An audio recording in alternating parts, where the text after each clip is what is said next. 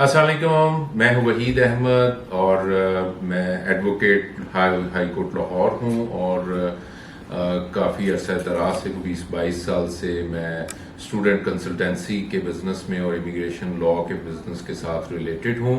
नूर thalassaemia के हवाले से मैं बात करना चाहूँगा और बड़ी प्राइम लोकेशन पे कलमा चौक में ये फैसिलिटी मौजूद है।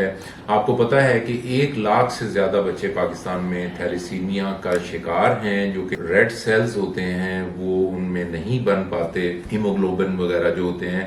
और आपको ये भी शायद पता हो कि तकरीबन 1.5 करोड़ अफराद इसका कैरियर हैं and the number are still growing. Awareness की इंतहाई कमी है और मैं ये रिक्वेस्ट करूंगा कि आप ये मैसेज अपने दोस्तों तक पहुंचाएं। जो नूर थैलेसीमिया काम कर रहा है ब्लड ट्रांसफॉर्मेशन के लिए, इन बच्चों के लिए फ्री सारी फैसिलिटीज उन्होंने अरेंज की हुई हैं, तो इसके लिए दिल खोल के आप एहतियात दें, ज़कात दें, क्योंकि ये बच्चों के डायरेक्ट उसके लिए, बल्कि मैं ये कहूँगा कि आप खुद जाएं और खुद जाके देखें और फिर डिसाइड करें।